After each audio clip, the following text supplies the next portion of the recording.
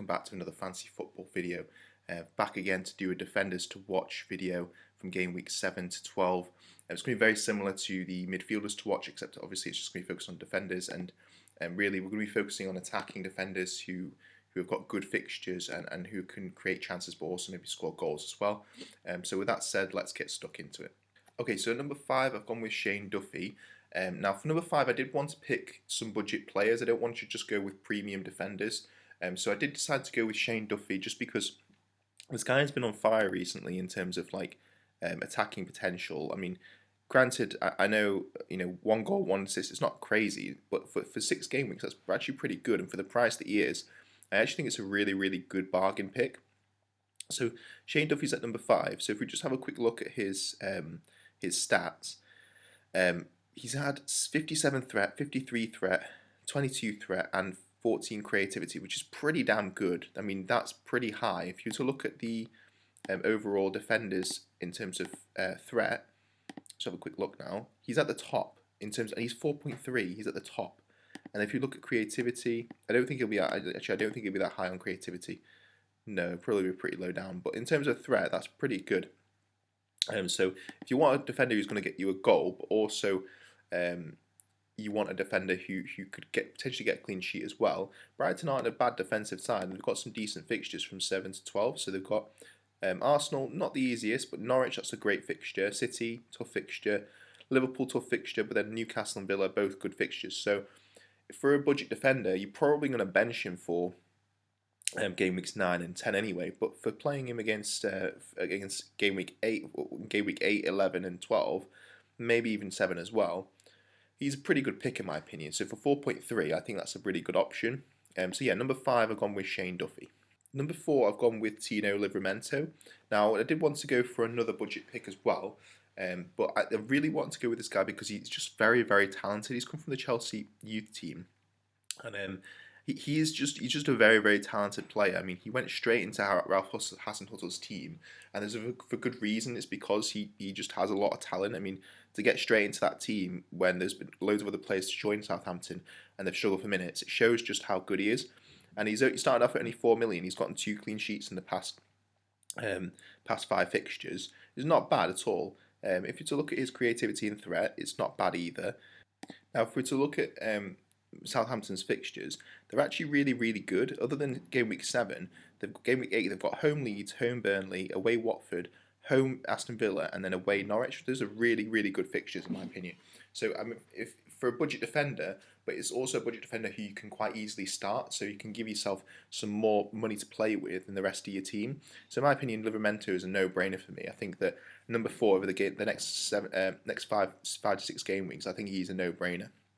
And for 4.2 million, I think it's a really good price. So in terms of stats, yeah, he's got great creativity in terms of, in game week 3 he had pretty good creativity. And generally, he doesn't seem like the most threatening player, but he does seem like if he can play right midfielder as well, then maybe he can bomb up and back down that right-hand side. So we'll have to see how he does. But yeah, number 4, I've gone for Tino Livramento. Number 3, I've gone for Marcos Alonso.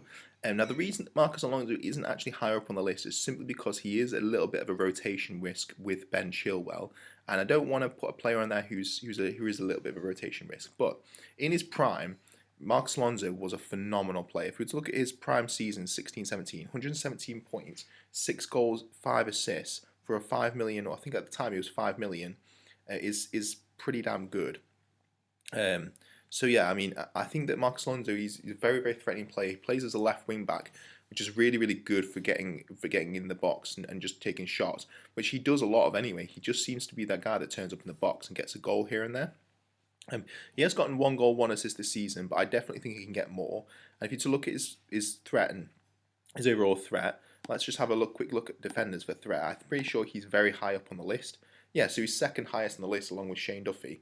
Oh, well, he's joint highest on the list along with Shane Duffy. So he's a very, very threatening player. He can easily get you a goal or an assist. So, and as well as that, more importantly, if we're to look at Chelsea's fixtures, they've got home Southampton, away Brentford, home Norwich, away Newcastle, home Burnley, and away Leicester. Those are some really, really good fixtures. So personally for me, I would like to put him higher up on the list, but the only reason I'm not is because he is a bit of a rotation which would chill well. But in my opinion, he's a no-brainer at number 3, so I'd definitely get him into your team, Marcus Alonso. At number 2, I've gone with João Cancelo. I think that he is an interesting player to get into because I wouldn't usually get Man City defenders into my team because they are rotation risks. But given how threatening this guy is and how many chances he can create, I don't think there's too much risk with it. So if we just have a quick look again at defenders and chances created, he is pretty high up on the list. So he's not top 5, but he is still pretty high up on the list. So 128 creativity. But more importantly, Man City have kept clean sheets in the last 5 fixtures. That is pretty insane. I think that's the highest amongst any other defenders. If you look at their fixtures over the next 12 game weeks now, granted they do play Liverpool, but having said that, Man City are a big team and they can clean sheets against the big teams too. Like they're just shown against Chelsea. So they've got Liverpool away, Burnley at home, that's easily a clean sheet. Away Brighton, that's easily a clean sheet again. Crystal Palace, that's another clean sheet probably.